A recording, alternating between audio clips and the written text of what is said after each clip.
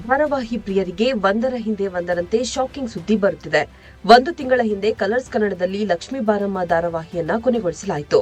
ಬಳಿಕ ಇತ್ತೀಚೆಗಷ್ಟೇ G Kannada Seetharama serial ಅನ್ನು ಕೂಡ ಮುಗಿಸಿತ್ತು.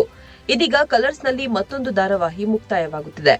ಬಿಗ್ ಬಾಸ್ ಕನ್ನಡ ಸೀಸನ್ 11 ಮುಗಿದ ತಕ್ಷಣ ಶುರುವಾದ ವಧು ಸೀರಿಯಲ್ ಈಗ ಕೊನೆಯಾಗುತ್ತಿದೆ.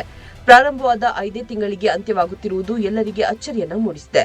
ಜನವರಿ 27, 2025ರಂದು ಬಿಗ್ ಬಾಸ್ ಪ್ರಸಾರವಾಗುತ್ತಿದ್ದ ಸ್ಲಾಟ್ನಲ್ಲಿ ವೀಕ್ಷಕರಿಗೆ ಮನರಂಜನೆ ಕೊಡಲು ವಧು ಧಾರಾವಾಹಿ ಪ್ರಾರಂಭವಾಯಿತು.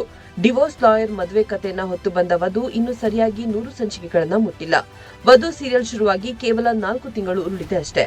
ಅಷ್ಟು ಬೇಗ ವಧು ಸೀರಿಯಲ್ ಮುಕ್ತಾಯವಾಗುತ್ತಿದೆ. ವಧು ಧಾರಾವಾಹಿಯಲ್ಲಿ ನಾಯಕಿ ವಧು, ನಾಯಕ ಸಾರ್ಥಕ್ ತಾನು ಮಾಡುವ ವಕೀಲೆ ವೃತ್ತಿಯಿಂದಲೇ ವಧುವಿಗೆ ಮದುವೆ ಆಗುತ್ತಿರಲಿಲ್ಲ. ಇದರಿಂದ ನಿತ್ಯವೂ ವಧು ಮನೆಯಲ್ಲಿ ಅವಮಾನಕ್ಕೆ ಒಳಗಾಗುತ್ತಿರುತ್ತಾಳೆ. ಸಾರ್ಥಕ್ಗೆ ಆತನ ಪತ್ನಿಯೇ ಸಮಸ್ಯೆ ಆಗಿದೆ. ಪತ್ನಿಯಿಂದ ಡಿವೋರ್ಸ್ ಪಡೆಯಲು ಸಾರ್ಥಕ್ ನಾಯಕಿ ವಧು ಬಳಿ ಬರುತ್ತಾನೆ. ಆಮೇಲೆ ಏನಾಗುತ್ತದೆ ಎಂದು ಈ ಧಾರಾವಾಹಿಯ ಕತೆ. ಆದರೆ ನಿರೀಕ್ಷೆಯಂತೆ ವೀಕ್ಷಕರ ಮನ ಮುಟ್ಟುವಲ್ಲಿ ಈ ಸೀರಿಯಲ್ ಯಶಸ್ವಿಯಾಗಲಿಲ್ಲ. ಟಿಆರ್ಪಿ ರೇಟಿಂಗ್ನಲ್ಲಿ ಸುಧಾರಣೆ ಕಾಣಲಿಲ್ಲ. ಇದರ ನಡುವೆ ಸಮಯ ಬದಲಾವಣೆ ಮತ್ತಷ್ಟು ಹೊಡೆತವನ್ನ ಕೊಟ್ಟಿತ್ತು. ಬರಹಗಾರರ ತಂಡ ಬದಲಾಗಿದ್ದು ಮತ್ತೊಂದು ಹೊಡೆತವಾಗಿತ್ತು.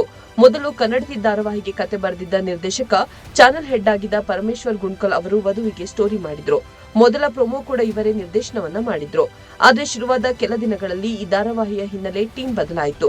ವಧು ಸೀರಿಯಲ್ನಲ್ಲಿ ಡಿವೋರ್ಸ್ ಲಾಯರ್ ವಧು ಪಾತ್ರವನ್ನು ನಿರ್ವಹಿಸುತ್ತಿರುವ ನಟಿ ದುರ್ಗಾಶ್ರೀ ಸೋಷಿಯಲ್ ಮೀಡಿಯಾದಲ್ಲಿ ಒಂದು ರೀಲ್ಸ್ ಹಂಚಿಕೊಂಡಿದ್ದಾರೆ. ಇದು ವಧು ಧಾರಾವಾಹಿಯ ಕ್ಲೈಮ್ಯಾಕ್ಸ್ ದೃಶ್ಯದ್ದು. ರೀಲ್ಸ್ ಜೊತೆಗೆ ಕಡೆಯ ಬಾರಿಗೆ ನಮ್ಮ ಮೂವರ ಕಾಂಬಿನೇಷನ್ ಎಂದು ಬರೆದುಕೊಂಡು ದಿ ಎಂಡ್ ಎಂಬ ಹ್ಯಾಶ್ ಟ್ಯಾಗ್ ಬಳಸಿದ್ದಾರೆ.